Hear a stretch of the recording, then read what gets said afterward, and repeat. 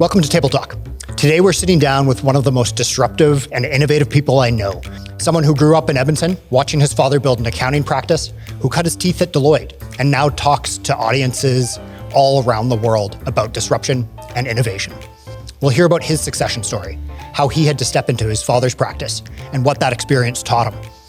We'll dig into what we call the AI paradox, where the very traits that help family businesses are actually what make them cautious about AI, but could actually become their greatest competitive advantage and help them adopt AI even faster. We'll also talk more about where this is all heading. When are we going to start to see agents? What's the power of agents? How are we going to work to learn about the most powerful year of our life?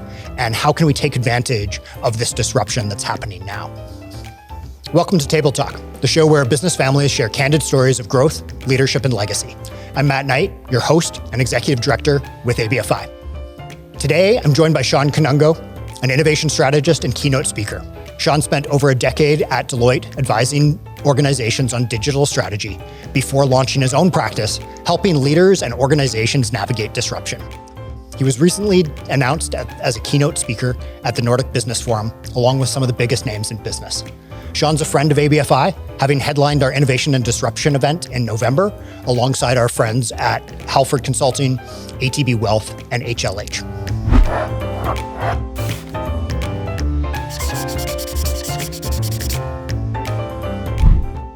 I love that intro. Thanks, Listen, Shawn. if you got this far, rate, review, subscribe, whatever you got to do to this pod, because that was an incredible intro. We should just cut it right there. I think we should just go home. This is nice. Set it up. Let's go. Yeah. So we're going to start with probably an area you don't talk about that much. Yeah. The family side. So you grew up in Edmonton. Your dad was an accountant. He built his practice for probably over 4 decades. Take us back. What do you remember growing up around an accountant? Watching him build the business.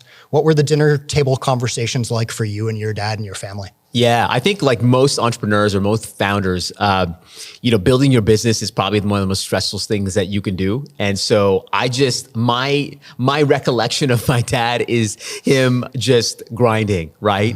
Mm-hmm. So he used to work at Edtel, and then he would moonlight on the side before he actually went off and started his own accounting practice. So he had his accounting business, but then he was like moonlighting on the side while he was working at Edtel, and it was just incredible to see his work ethic and see him like starting this business, very client service oriented. And just being an accountant, just the number of people that you're seeing from a day-to-day basis. So people used to come into our house, right? Clients used to come to our house and meet with their accountant, who was my dad. And then when he moved to an office, it was incredible to see the amount of work, the amount of stress, the amount of grind, but he loved it. He loved servicing clients. And I think, that's the beautiful part about, I guess, entrepreneurs or founders or, small business owners, is that they are, they're passionate about their business. And I know my father was passionate, and I think that's why I always want to find something that I was passionate for. Maybe it's just seeing my father. Nice. Sorry. So it's kind of a good feed into, so you joke a couple of times in some of your live shows about, kind of growing up in a South Asian household. You kind of had 4 career options. You could be a doctor, an engineer, a lawyer, or a doctor. Yeah. How did that kind of shape your early career ambitions and where you took your career? Well, it's interesting. I think, growing up in a very traditional South Asian household, and then also, I think when you're in university, I don't know, for some reason, everybody comes with these wild ideas of what they want to do in life. And then they get into business and they're like, wait, there's only like 4, there's like marketing, finance, accounting. And then it's incredible how like really smart people coming into university somehow just, they just collide on a certain number of different areas. So for me, I think it was just like, there was a pressure to do something that was safe. There was a pressure to do something that was traditional. And I always had this ambition to do something, whether it's entrepreneurship or do something bold, but there certainly is a push because you want to do something that, society will I guess, reward you for. And I think what happens in school is that status is such a big thing. Like you see people coming out of school and they they're getting a nice car, they're wearing a nice suit to the office, they're with their friends, and accounting was like such a seductive part because you're just like, it's kind of like going to another high school. And so I think all of those things, really push you to do something very traditional. And I don't want to make the same mistake for my kids. I want them to focus on something that they're world-class in, that they enjoy, that they love, that they can put their 24/7 hustle and grind into. And I think that's just part of living in a very like traditional household. Yep. So kind of early on in that, Deloitte journey when you're doing the accounting thing, doing your CPA or your CA back then, was the plan ever to kind of go back and work with your dad or take over his practice? Did you ever have those succession conversations? Yeah, I mean, to be honest with you, so I never had any ambitions to take over my dad's business. To me, getting a CA at the beginning was like, I'm going to do this. This is the safest thing I could do now. Mm-hmm. And I am hopefully going to do entrepreneurship at some point. But then I got, I saw consulting as a path, and then I only spent a couple of years in accounting and then moved quickly into, the managed consulting field. Yep. And that was more aligned to like my interests around digital. And then at the same point, at the same time, I was building mobile apps. I was getting more involved in the digital innovation ecosystem, connecting with like Startup Edmonton and seeing all these builders and creators. Okay. And that's kind of was my MBA, which was really just building products and learning about innovation, learning about products and UX and UI and design and putting things out in the world. And to me, that was that's when the real learning started, when I took it in my own hands and started to build things for myself.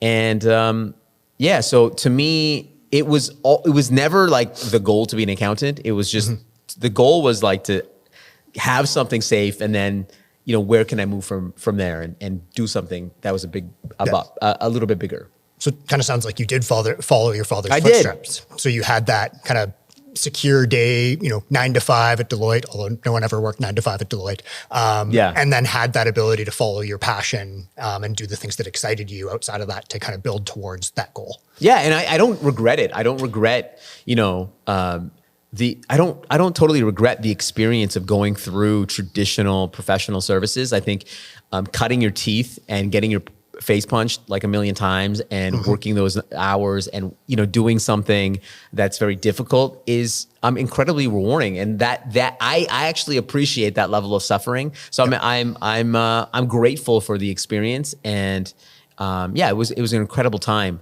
But I think the world has changed now, and I think there's so many more abilities to do things and create things and build things now than there ever was before. Oh yeah. And so I would not recommend the path I wouldn't recommend the path that I took. But I just think that you should explore more, and you should find out what you love and what you're interested in. Yeah. And I don't think anyone's ever found success or greatness by copying what someone else did exactly. Yeah. You have to find your own path. You have to figure out what works. Yeah. Except for Kobe Bryant, because he followed Michael Jordan's path and he became pretty successful. So, okay. So there's some anomalies then. Yeah. Some anomalies. Okay. So one of the stories that you share from stage is about how, when your father passed away, I think you said it was kind of sudden or unexpected, and you had to kind of walk into his office at some point. You kind of talked about like going around into all these filing cabinets and all these boxes and probably balancing that grief, but also overcome with all of these documents and trying to figure it out. Take us back to that. What did that feel like? What did you go through there? Yeah. So my father actually, he passed suddenly in 2008. And, it was like right before, so he passed in, April of 2008. And so he was like a tax accountant. So, taxes were due at the end of April, right? And so, as a solo practitioner, I was thinking, okay, so what are all these clients going to do? They're going to, at some point, they're going to all Google, what happens when my accountant dies? And I was doing the same thing. I was Googling the same thing. What happens when your accountant dies? Because I knew that there was going to be a whole bunch of people coming to our house or the business. And so the next day, the day after my father passed away, I went into his business just to see what I was dealing with, because I knew that this was such a critical time. And yeah, just walking in and seeing all that paper, you seeing all the filing cabinets, and just trying to dig into, how do I take over this business? How do I do it in a way that is seamless? How do I how do I actually, can I run this? Can I transition this? Can I sell this? I had no idea, right? Luckily I had a good, one of my good friends, his father, Mahbub Chaudhry, he was also an accountant, and he stepped in during that time as well and kind of mentored me throughout that process. But it was, I knew I had to take over the business and help my family out, because at that point my father was the only one making money in our family. And so for me it was just this process of understanding his systems, and what I realized is that although my dad was a good accountant, he had terrible systems. Right, it was just a circus in there, and he didn't have good systems, and it was difficult. And to be honest with you, I think part of the reason why I think that we did not get the valuation for the book of business because he didn't have a good system, and he didn't build that in. And I think because somebody came in and they saw the mess, but they saw a great book of clients, that they were able to undercut and buy this business. I don't regret that part, but it's just. Yeah, I realized very early on that you need to have a good system. Yeah. So besides from kind of having that good system, what did you learn about succession planning or the lack of it from that experience? I mean, yeah, there was no succession planning. There was no plan. Yeah. And I think you realize very quickly that how important it is to have a succession plan, even you don't even have to be on your deathbed. Just like at the beginning of the journey, like how do you start and figuring out how you're going to transition this. And I think the greatest business is a business that you can turn over tomorrow and be like, hey, you can take the keys to the kingdom and run it. And so to me, what was really impactful was saying, I was learning about how to create a system where you can just hand it over. Yep. And I think, I know we're going to get to the conversation on AI, but to me, that's what actually AI does really well. It's like, it forces you to document the system. It forces you to document your process at the end of the day. And so, I learned a lot about that, and I learned a lot about like people at the end of the day, and just the people are incredibly sympathetic. But at the end of the day, people still need to get stuff done. Yep. And they need to move on. And so, although many people are grieving about their accountant passing away, God bless, they also are like, okay, I need my taxes done. I need to get these, these corporate accounts filed. And so, it was, I think that unemotional piece about business was very apparent right away. And I think that's great. Like you have to also know that the world moves on, and people got to get their stuff done. Yeah. So kind of last reflection on kind of some of that earlier personal stuff, and then we will move on to the fun AI stuff. But you went a very different path than maybe you thought you would, or than a textbook would have thought you would early on. Your dad kind of expected you to be an accountant, maybe. What do you think he'd think about what you're doing now? How do you think he'd react to one of your keynotes? Yeah, I mean, I think about this all the time. Like my father passed away in 2008, and like he never saw me get married. He never saw me have kids. He never saw my career sort of, come through. And one of the things I think about my kids is that, because of the internet, because of media, it's so well documented. Like my career is so well documented. There's videos, there's podcasts. And it's like having a documentary film crew, around you the entire time. And so my kids can look back at, okay, what was my father like at 40? Yeah. And they can go back and take a look and see, because it's all for them to see. And I wish I had that. I wish I could go back and see, I wish I could go back and see what my father was thinking at that time. It's just that information is not available. I think my father was, he never expected me to be an accountant, or he just expected me to do something that was I think I think deep down, he just wanted something that I enjoyed at the end of the day. And I think he would be, I know that he would be happy, and I know he would be happy with the decisions that I made with a great wife and 3 kids. And it's just unfortunate that he couldn't see that, right? So it's funny because I'm 41. My father had me at 41. So I don't know why I do this as like a check sometimes. I'm like, okay, well, I'm a little ahead of my dad, right? My dad was I'll never compete against my dad, but it's like, okay, I had 3 kids before my dad. Hopefully I live longer than my dad. I can see my kids a little bit, more through and see where they're going to go. So I think about that all the time.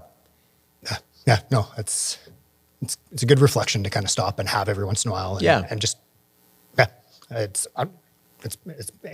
an interesting point to kind of think about. Yeah. So that kind of personal journey gives us a little bit of a lens of, kind of what some family businesses or small entrepreneurs might be going through as well. The work that we do with family businesses and, the work that Deloitte and PwC puts out shows that, kind of 60% of family businesses see AI as a growth opportunity. 40% of them call it a strategic opportunity. And those are kind of, weird numbers. So 100% see them as an opportunity? Basically, yeah. Okay. But when we say, all of these businesses are identifying this as an opportunity and something they want to do, there's a huge gap in the actual action though. There's so many of them that aren't actually taking the right steps or the appropriate steps or any steps to put it into action. What do you think might be holding some of these family businesses back from implementing AI? Yeah, I mean, I see it as a couple things. Number one, it's the fear of new technology. It's the fear of change. Anytime you have something that's new, that's foreign, that seems like it's difficult, we tend to push back, or we tend not to lean in. And that's happened with every single technology throughout human history. We always disregard anything that's new and novel, and we think it's going to be a fad, or we think it's not going to work. I think about the internet, and people say, I don't want to put my credit card online, and then or banking information online, and then everybody did. Or I don't want to get into a car in the backseat of a Uber. What if he's a psychopath? And now we jump into cars with psychopaths all day long. Every single disruptive technology is seen as like cringy or creepy or fearful, and then it changes everything. Yep. And so that's just human nature. We don't like change. And so to me, that's probably the biggest piece. I think that the next piece really is around skills, like the talent within your organization to actually figure out how to implement this, how to create value out of it. And it's just the understanding and the education around it. And I think the last piece, which I think is a complete myth and completely overrated, is around the security aspect. I think that is, people point to that already without even thinking about it, or they use that as an excuse for not trying something. And so I think those are probably the top 3 reasons. Yep. But you're in the space. Like, what are you finding from folks about, why they're not adopting it? Like, I would think that everybody should be racing towards this. Yeah, and it is a lot of those same things. It's the fear of the unknown. It's there's a lot of the saving face. Like, there's a huge brand associated with some of these families, with multi-generations. Who wants to be the person who tries something new and loses the farm or loses the family business? Yeah. So there's a lot of kind of historical risk aversion that's at play. But then there's also so much innovation. Yeah. And especially when we have the new gen or the next gens coming in through the company and joining them, and they bring all these new ideas and this new energy. Yeah. So that kind of leads us into some of the research that we're doing at the university. We've come up with this concept of the AI paradox. Talked about it a little bit at the beginning, but basically these things that are making family businesses really good and successful are also some of the things that are holding them back. So some of those things are patient capital. So they have more access to capital sometimes, but they're typically very conservative with how they deploy that capital.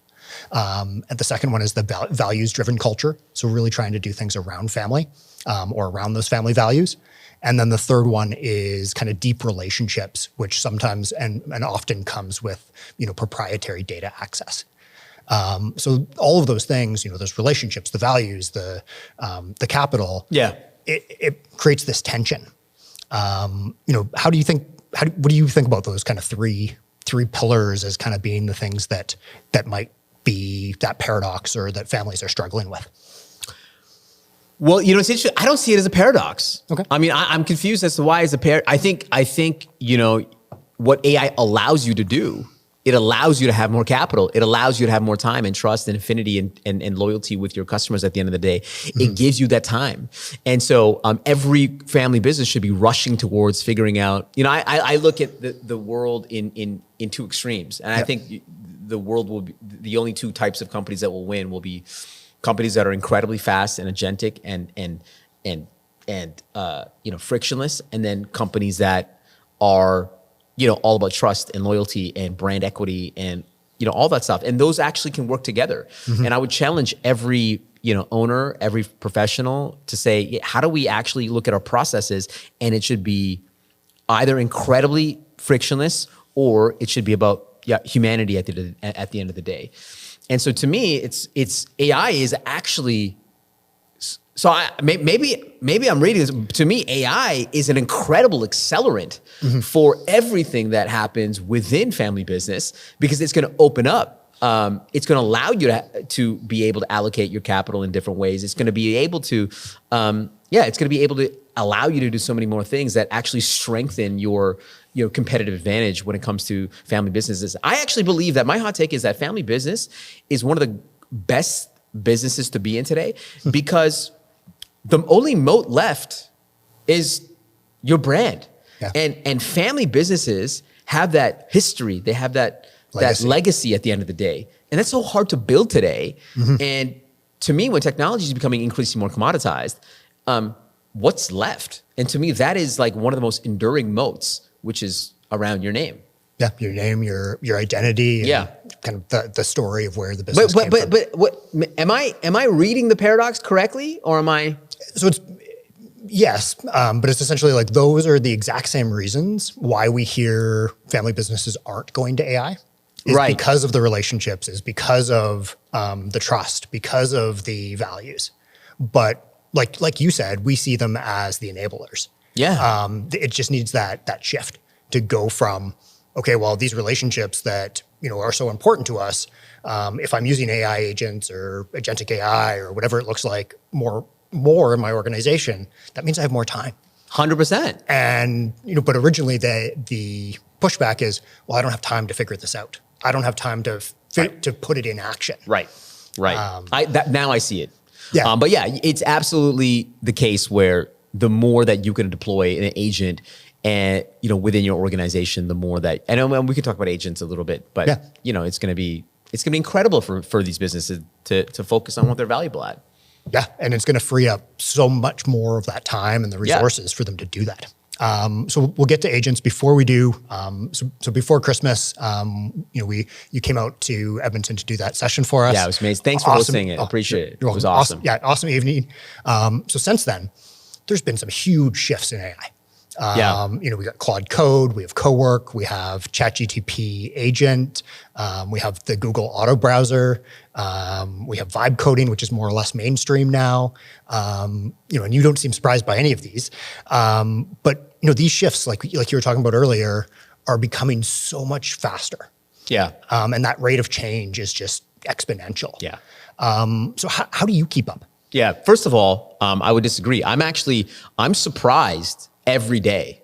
I'm actually surprised every day as to how good this stuff is getting. Yeah. And, for me, it's just, we're living in the greatest era of technology, of advancement, of exponential change, than ever before. And so to me, I'm waking up every single day excited to say, how can I help others? How can I help myself leverage this technology for good? And the way that I keep up is probably like most people, which is I don't just try to learn. I try to build. I want to create. I want to take something that's new, like the latest tools, the latest models from anywhere. the Chinese models, the leading large language models, the use cases of the future. I want to try it and build it and apply it to the companies that I'm helping, or even in my own life. So to me, that's the best way to keeping up. The second thing is, I have a lot of colleagues that are at, leading organizations, that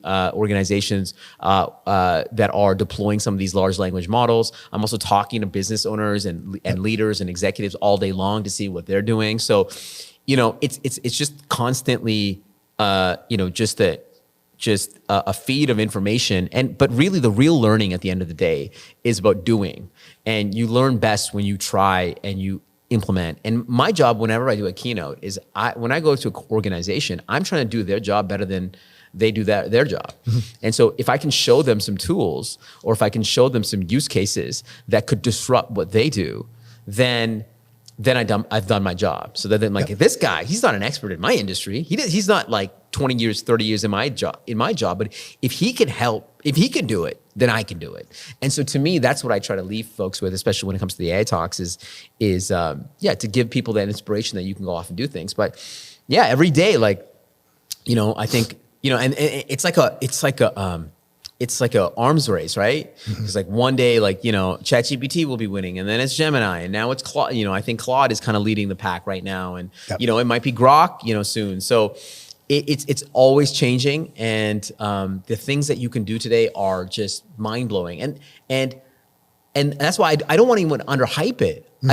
I'm talking to leaders all the time that are implementing this stuff, that are doing things with this, and they're excited. I just got off a call with a CEO right before this, and he's like, I just wake up every single day saying, what can I go off and automate and so that I can create value in my organization? Incredible.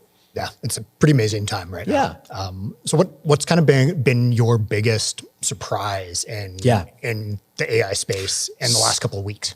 Oh my God. So the biggest mindset shift for me in the last, I would say, 3 weeks has been using this new tool called OpenClaw. Now, OpenClaw, it's a open source tool that allows you to leverage different large language models. You can use Claude, Gemini, whatever you want.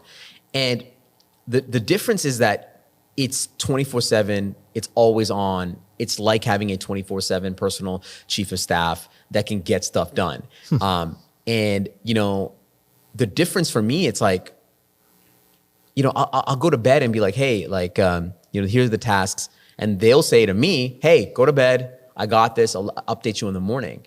And it never stops. It's always running. Wow. And so to me, the mindset shift for me has been, I actually have to think bigger. I have to think bolder, because I'm running out of things for it to do, because it can go off and execute, just like a human can. And by the way, it's smarter than any other human. And so the mindset shift for me has been, what can AI do the humans could never do? What can an army of 24/7 AI agents do that humans could never do? What an exciting question to ask. Because we always talk about this question around, will AI take jobs? And the reality is that, of course, AI is going to take some jobs. Yep. Most importantly, it's going to take jobs that humans could never do. And I think that's the most exciting question that we could ever ask. And I think the question we should be asking to every family business owner or leader, saying, if you had a 5-year plan, how would you actually do that 5-year plan in 6 months? And the reason why I ask such an absurd question is because you literally have to train your mind to think exponentially. Yep. And when you ask the question, how do I complete my 5-year plan in 6 months? You can't just optimize your existing processes. You actually have to start from zero and say, how do I rebuild this, knowing everything that I know about all the tools and technologies? You can't optimize, you have to reimagine. And when you have an AI agent or an army of AI agents that can work 24/7, it unlocks so much for you. And so to me, that's been the mindset shift. And to be honest with you, I'm struggling with it. Yeah. I'm trying to figure out, because we're here at the University of Alberta. If I gave you 100 MBAs right now, you wouldn't know what to do with them. No. And that's what we have right now. We have 100 MBAs at our fingertips, and we have no idea what to do with them. What an exciting question. Yeah, and that's like, so how do we manage them? Like, when do they start showing up on org charts? When do we start having performance reviews with them? I mean, I think number one is that I think it is going to be a human, within an organization. If you don't have an AI agent besides you helping you out, then you're going to be working in the 1970s. Every single human that works within an organization should have an AI beside them that's helping them out. That is doing the grunt work. I don't think humans should. If you're not getting AI to do the grunt work, you are the grunt. Yep. And I don't think that should be. That's not a human. That's not what humans are designed for. Humans are designed to be creative and intuitive and imagine and build. That's what humans are designed for. And so the way that AI shows up in our organization, I think we need to shift the mindset about this org chart, because the org chart has flattened. When everybody can do the work, who's managing? We have all these the way that we design organizations, by the way, we have we have managers, senior managers, we have VPs and senior VPs, and then we have a CEO. And then all of these people are designed to manage the work. But when AI can do so much, and not only can it think, but it can actually get stuff done, what are we managing? And so this is an opportunity to change our managers into builders, into creators. And when everyone has an AI that can go off and execute, we're transforming our organizations into an organization that has agency that can actually get stuff done. That's what I'm excited about. Yeah, and that ability to just deploy that rapid change and go from, like you said, a 5-year plan in 6 months. Yeah, and I don't think your org chart really, in terms of like adding AI to the org chart, I just think I don't think that you should add AI to the org chart. You should just give AI to every single person in the organization so that they can to me, what AI is ultimately doing, it is amplifying your strengths, right? So if you're a salesperson and you hate the back end work, okay, by the way, we have an AI agent that can do that. If you're an engineer and you love being in the details, but you can't visualize your ideas, by the way, we have an AI agent that can do that. You see, for the first time in human history, we have technology that can be personalized. Yeah. We have technology that actually amplifies your strengths. That's exciting. Yeah, and really and I think maybe some of my thought has limited it, where we often talk about AI as serving one of 3 roles. It's either as an assistant, an analyst, or creative. And those are kind of the 3 different ways you can use it or deploy it within an organization. But, like you're saying, we can almost customize it to be all of those and more, and but whatever you're that missing person one, needs. which is actually get stuff done. The doer. GTD, doer. Yeah. And actually, the strategist could be the doer. The assistant could be the doer. That's the unlock. To me, that's what agentic AI is. It's not just about thinking. It's about action. Yep. And that's what's going to unlock extraordinary value for family businesses, is that now this can actually get stuff done. So one of the pushbacks we get sometimes is around, well, how do we make sure that the agents or the AI tools are going to follow the values and do the right thing? How do we set those guardrails? How do we work within the organization? Yeah, I mean, at the end of the day, I think the AI agents will work to. It's like an employee. You tell it what your values are. You tell it its mission. You give it the context, and it will never deviate. It's like giving an employee, the way that I work with my agents is that I give them it's called a skill. Basically, you give them a skill, which is essentially a standard operating procedure. And guess what?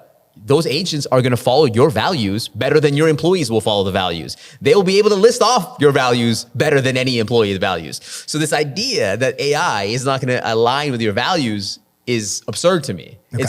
It's actually going to be the most loyal, the most valuable employee in your organization. So it's just about prompting it to build those guardrails and have it go through. Just tell it to do what you want it to do. Today's episode is supported in part by Results Business Consultants. To learn more about them and their great team, visit unleashresults.com. one of the other conversations that comes up every once in a while too, when we look at all these tools and what they can do for organizations, is around kind of equity and access. So I can only imagine what you spend every month on different AI tools, but if you add in, Claude and GPT and Whisper and, you could keep on going. But not every single organization is going to be able to go for all of them. Yeah. Not every person is going to be able to have the same agent team when they're looking for a job. Yeah. How do we rationalize that? How do we open up the access or, provide opportunities? Yeah. Well, number one is I think we need to start treating this not as an expense, but we need to be thinking about it as labor. And once you make that shift, you say, well, I can't give everybody access to $200 a month to Claude Code. Or do you need to hire another? Like, do you want me to hire 100 MBAs, or do you want me to give you $200 to Claude Code a month? So that's to me, the trade-off to me is there's no brainer, right? Every single owner should be enabling their entire team with whatever AI tools that they can that actually maximizes their value and productivity. Otherwise, they have to go and hire other people. Yep. And hiring other people is expensive, and there's training, and they might leave, and there's benefits, and they don't work 24/7. And so if once you start treating AI not as an expense, as labor, now you're changing the paradigm of your spend. Yep. And so, yeah, I mean, the API costs could be a lot, but how much are you spending on, human beings every single day, or consultants, or agencies, or whatever else? So to me, this is uplifting everyone so that they can work on their strengths. And I think every leader should be looking at this and saying, okay, do we hire more people, or do we amplify everyone's strengths? Yep. Okay, that makes sense. Before we go a little bit deeper into some of these conversations, I'm going to shift gears a little bit, try to connect some of these episodes together with some lightning questions. Yeah, let's do it. So just super quick answers, no big thinking. What taught you more about business? Your accounting experience and consulting experience at Deloitte, your dad's accounting practice, or kind of the startup stuff that you've done? Yeah, I mean, I think all of it. I think from a skill set perspective, certainly just building stuff on your own and putting things out in the world. I think to me, that was like a crash course in just building. And it's when nobody gives you a playbook or a handbook, that's when you learn the most. Yep. Okay. What AI tool do you personally use the most? I would say Whisperflow, because I don't type anymore. I just voice it. Okay. Yep. So if I said which one could you no longer do without, that would be the first one too. No, that wouldn't be the first one. I would say OpenCloud would be the first. It would be now, like, to having a 24 AI assistant is like a spiritual experience. So, and is that like Claude Code with YOLO? Yeah, it's Claude Code with no guardrails. Okay. And then, you've spoken on stages all around the world. I think we tried to remember where you were earlier this week, and we couldn't even name all of the cities. That's right. What's the best crowd you've ever had? Well, Edmonton, I mean, the Edmonton crowd that you had, I mean, let's take that one off the table. We're not including them. What's the best crowd that I've ever had? I know we're here for the University of Alberta. I'm Alberta. I'm born and raised in Edmonton. I love going to the US. I think, I'm in the US all the time. The energy that they provide, there's just like this openness, this entrepreneurial spirit that they have. So I love going down to, even some of the red states in the US. I come in with a completely different perspective and background, and I'm from a completely different area. And I just find that, it just resonates so much because I'm coming from left field for them. So I think those are some of my favorite places. Yeah, nice. What's been the scariest moment for you as an individual when it comes to AI? What's been the scariest? Well, to me, the scariest every single day, the scariest thing for me is seeing people not leverage it. The scariest thing for me is saying, I have never tried AI. And that to me is scary. Because the reality is that you have a year left. You have a year left to enable yourself with this technology, to learn it, to become proficient in it, to understand it, to pick up new tools. Because after this year is over, you are going to be falling behind. And that to me is the scariest thing. Yep. And since the generative AI revolution sort of kicked off, since at the end of 2022, we gave it 3 years. And now this technology is not just like putting together poems. It's actually getting stuff done. Yep. So this is the year. If there's any year to implement, it is now. So if you're watching this and you got this far, do it. Do it. Yep. Okay. So, from what you're, seeing on, with the businesses you work with the, talks you give, what are you hearing? What's maybe something that family businesses aren't paying attention to that they need to, aside from just implement AI? I think it's, trust is becoming the most important currency. And I think family businesses have this incredible edge, like I mentioned before, which is their brand name. And I think for family businesses, I think they're playing too small.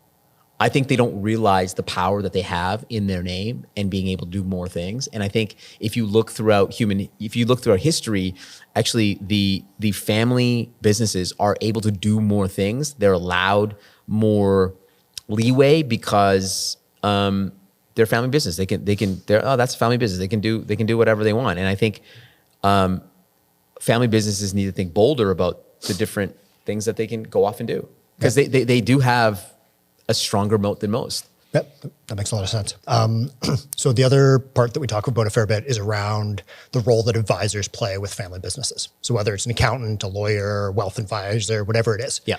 How do you see that relationship between, family business or individual and advisor changing in the AI era? Yeah. And how do you make sure that, kind of that, your advisor is actually adding human value instead of just, having his agent do it, his or her agent doing everything? Yeah. I'm curious to know your take on this too, as, we came from different, similar backgrounds in management consulting. I believe that the role of advisory fundamentally changes, like fundamentally. Back in the day, maybe a family business would hire a really cool advisor with a nice suit and a nice briefcase and show up on a flight, sit, and then we could point to that person and be like, that person is working on some strategy. Yeah. And the reality is that I have 4 geniuses in my pocket. I got Grok, Gemini, ChatGPT, Claude, and more to come. Mm-hmm. And the reality is that these guys can create a strategy probably just as good as any advisor. And so to me, advisory changes from just like getting the smartest person in the room to being a coach, to being an influencer, to being someone that holds your hand through a journey, navigating difficult problems, understanding your problems deeply. Like the role fundamentally shifts. Yep. And we need to reskill advisors to be like, how do you become this person that can hold someone's hand through that journey? But I'd love to get your take.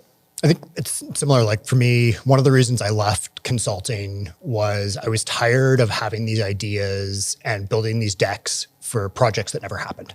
Right. So you'd spend all this time and energy, you'd put this work together, you think it was amazing, the client was happy, and then you check in a year later, 2 years later, what happened with that? Oh yeah, it's on the shelf. Yeah. And you're like, really? I worked that hard, that many hours for that? So it was that conversation of like, why aren't things actually being done? Yeah. And maybe that is the answer of the agent as well. And it's also like you're saying, I think it is that shift of, before people hired advisors or consultants, often because of the brand.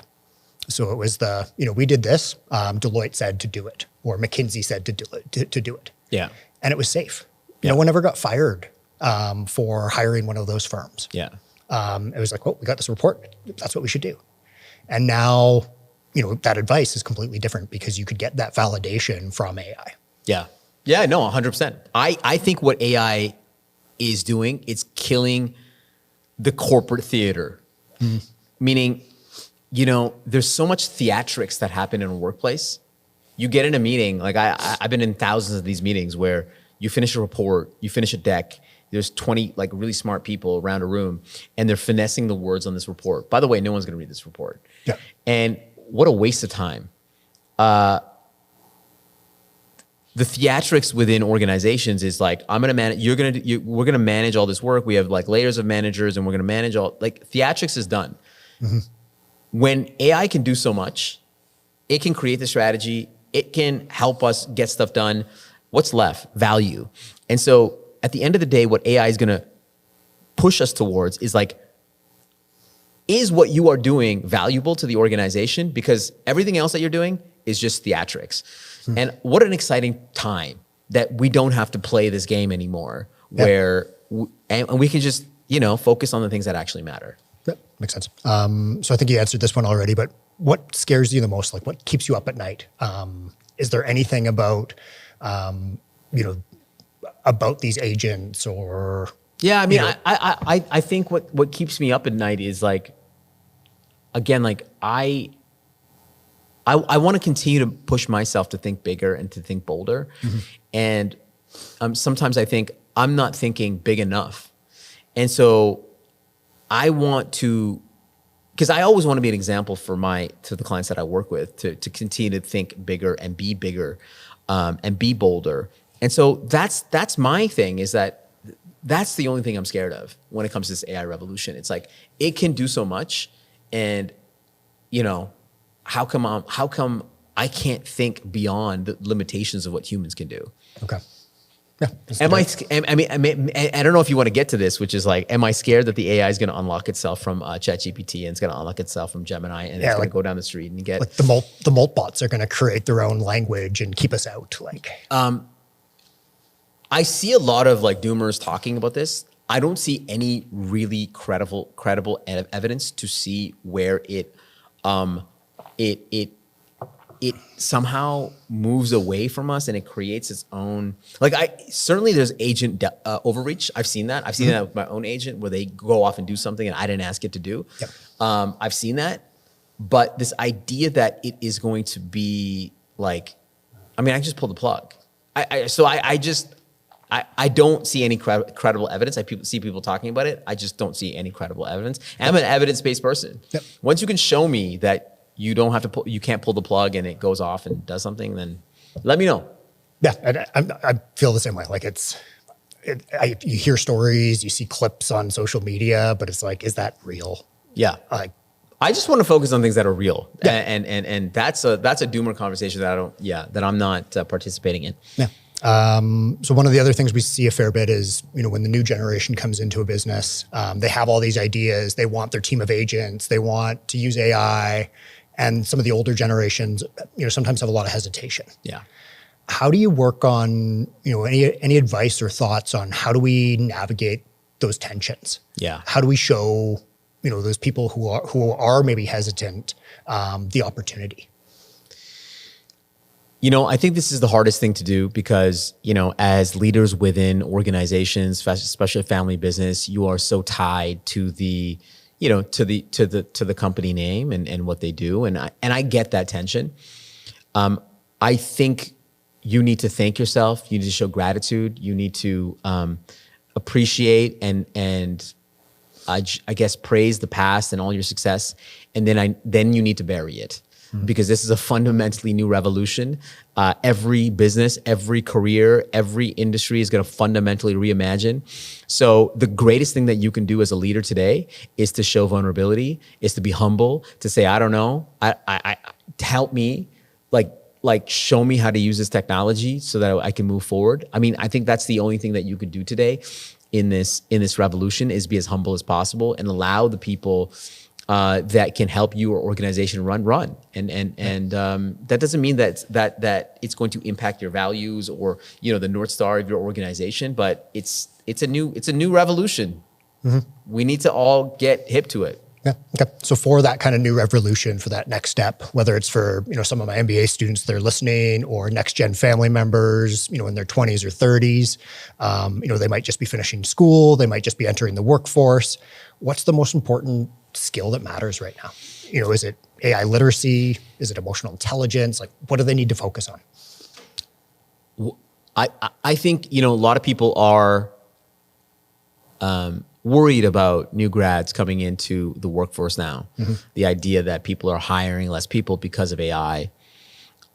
my belief is that this is the greatest time to be a new grad, because if you're hungry and you can understand these tools and you are fluent, and you can actually be the most valuable person in any organization. In fact, if you learn these tools and you're AI literate and you know how to Claude code and OpenClaw and ChatGPT and, do all this stuff, not only will you be the most valuable person in the organization that you are in right now, but you will be the most valuable person in any organization. I can't tell you how many people call me, CEOs call me and say, hey, I need like a AI ninja within my organization, an AI savant that can help across the entire organization. I get this call on a daily basis.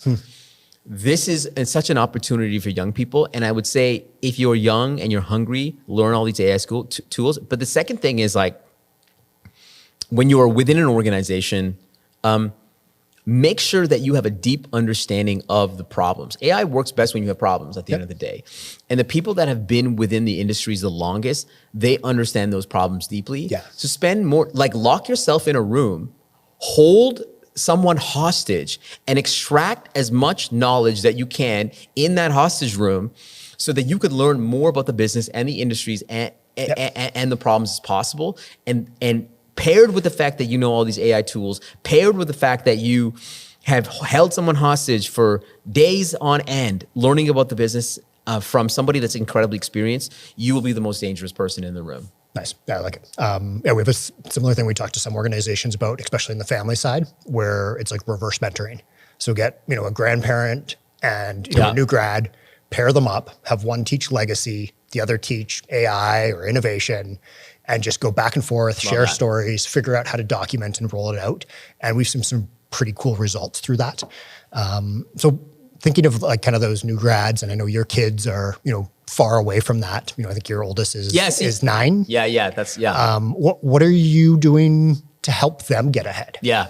So I mean, I guess my kids are in a completely different boat than somebody that is graduating, because if it was my kids, I really don't care for them to learn any of these AI skills at all. That to me, it's not important. So I know I'm here, I'm talking to you about business and AI, and like I really don't care for them. They are growing up in a world with ChatGPT and Siri and Alexa and Claude, and they're gonna when they get to the workforce, they're gonna assume, Dad, why are you working on this deck? Just ask Claude; it will just do it. Like, get this report done. Why are you asking? It just gets stuff done. Why are you finessing on this movie, Dad? Just prompt the movie and it will get it. Like, so my kids are living in a world where they already know that AI is already going to get stuff done. To me, what's important for my kids is like grit and resilience and making a friend, looking somebody in the eye. Are you able to hold a conversation for a camping trip for a whole weekend with somebody and like enjoy that experience? Are you able to understand how to get backstab? Or can you go to a bar and like pick up a partner? Can you like human skills? To me, that's the most important skill set, and that's the only thing I want to teach my kids. And then at some point, they'll pick it up. They'll pick up the AI skills. I mean, this conversation on AI is amazing now.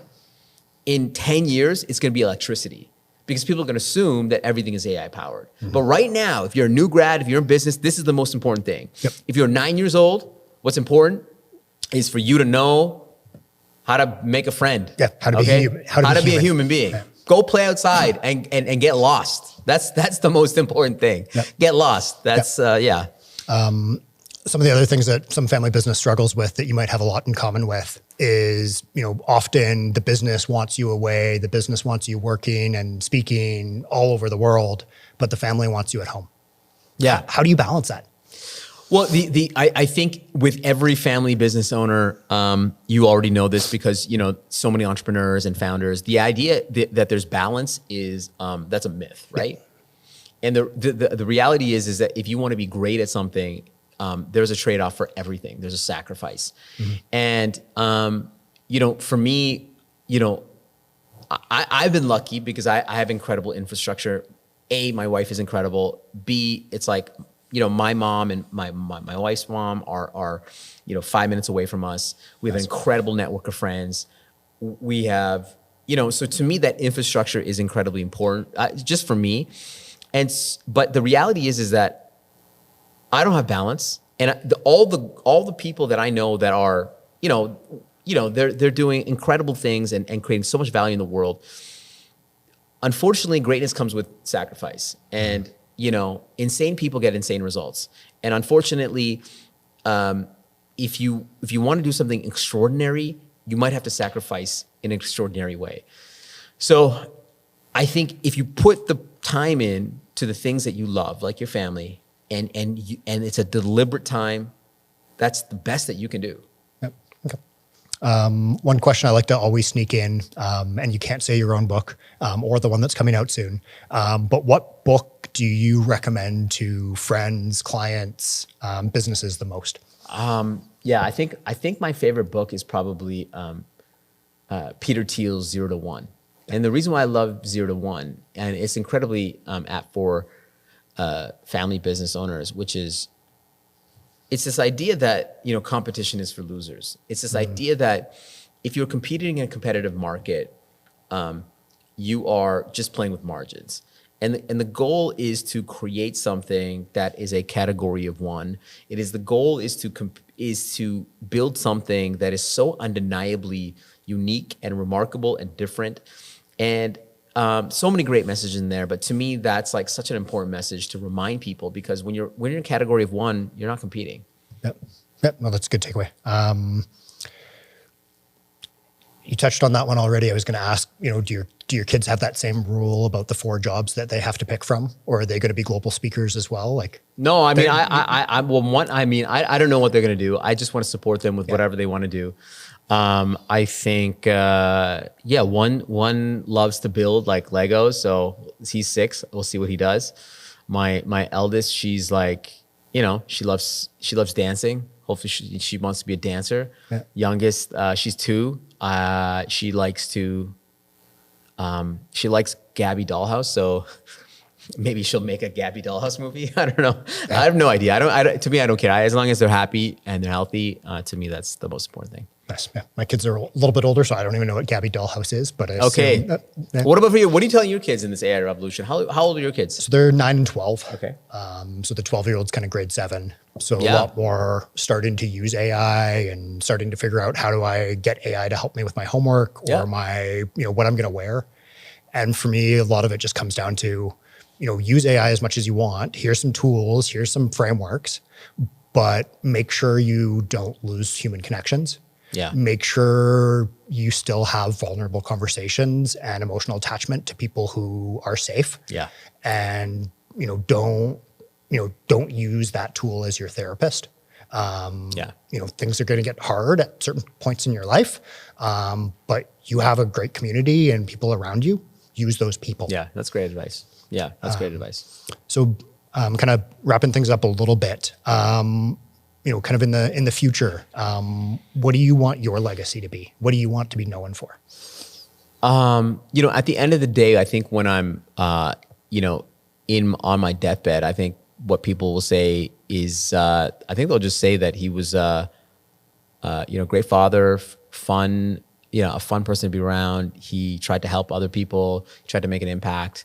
And at the end of the day, I think the most important thing for my legacy is not really caring about what your legacy is. Yeah. I think this idea that you're tied to you're building this like legacy. No one's gonna remember you. Okay, we only remember a couple of people, in the history of life. And I think the best thing that you can do is just have incredible relationships and be a good friend and be a good husband and a father and be great in your community. I think that's it. To me, I just honestly, in my life right now, I'm having the most fun that I've ever had in my life, right? Because my kids are great, they're healthy, God bless. And I just want to work on fun stuff. Mm-hmm. And I don't want to, I have literally no stress. I don't even have my phone on me. I have no stress. I'm just grateful for, all the opportunities that are coming to me. And I'm just having fun. I just want to do more fun stuff. That's it. I just want to do more fun stuff. My mission is to empower people to be bolder. And I want to find different ways of doing that. And if it doesn't work, it doesn't work. If it works, it works. I take so many shots and so many experiments. Most of them fail. And I'm just having fun doing that. And guess what? The people around me don't care. about what I do. My family, my friends, my good we never talk about work or anything. AI, we never talk about any of this stuff. Innovation, we never talk about any of that stuff. We just talk about like, life. So to me, that's beautiful. Yeah, it's going back to those skills you're trying to teach your kids. Yeah, That's exactly. human connections. 100%. So any, aside from having fun and building relationships, anything exciting in your future you want to share? Well, yeah, I mean, I don't like to pump anything, but, I'm writing my next book. Yep. It's called The Most Dangerous Person in the Room. I shouldn't be, I just had a call with my publisher yesterday. It's like, don't promote this book until 6 months before it's all released. So maybe but you have an agent writing it, so it's going to be ready in 6 months. Well, no. I'm trying to make this like not a word. The book will not have the word AI in it at all. It will not have nothing to do with AI. It's going to be the most human book that you've ever read and felt. It's all the things that I think are necessary to navigate this world outside of AI. Yeah. So how can you understand hierarchy and power and status and taste and like, what are all the things that are hidden systems and hidden beliefs that we have to understand about the world that will make you successful? And so I really want to write the book that ultimately my kids will, that will be long lasting. Because if I write an AI book today, first of all, it's going to be irrelevant in a week. Yep. Yeah. By the time it's published, it's done. Yeah. Don't Don't write an AI book, okay? First of all, it's going to be terrible. And then it's going to be irrelevant. I want to build something that's timeless. So you pick it up in 50 years, it will still be relevant. And that's what I want to do. Yes. Have you ever read The Art of War? No, The Art of Possibility? No. So it's written by a family business guy. Okay. Francisco Illy. Okay. So Illy Cafe. Yeah. Okay. And it's this list of like, here are the 15 things that make Italian family businesses better than all other businesses. I want to read that. And it's like fashion and elegance. And like, so I got some of the kind of things that you were talking about around being that powerful person in the room from that book. Yeah. So I think there's a lot of Love kind that. of fun connections. So I think I'm going to wrap it up here. Yeah. Thank you so much for spending time with me this afternoon, for sharing your message of, boldness with our listeners, and, some of the advice around, get on AI now. Yeah. Start thinking about how it fits in your organization. Yeah, I thank you so much. This is the most important year of your career. So if you're watching this, you got this far, rate, review, subscribe, because you're putting in the work. This pod is incredible. You're interviewing some incredible guests, putting in the effort. Look at this. If you're watching this on YouTube, by the way, look at this. We're here at Road 55. Shout out to them. They're doing great work. But thank you so much for having me on the pod. It's a pleasure. Awesome. Thanks so much, Shawn. Thank you.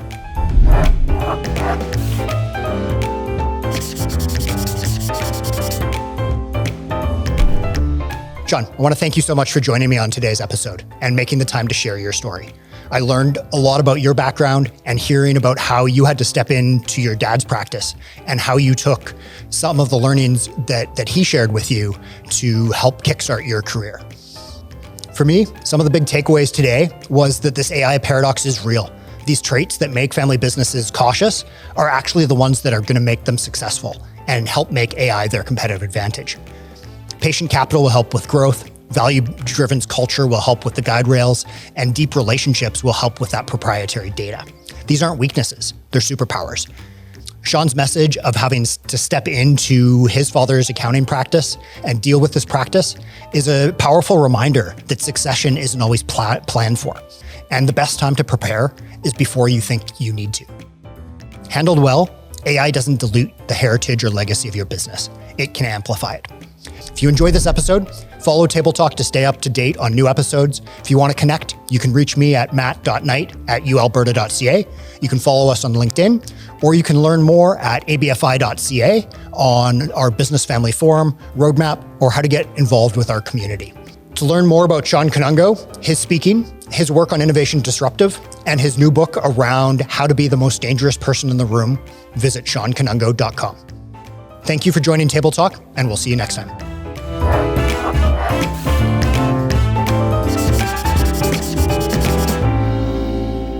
This series is proudly produced by the team at Road 55. Road 55 creates content that connects. For more information, visit our website at road55.ca.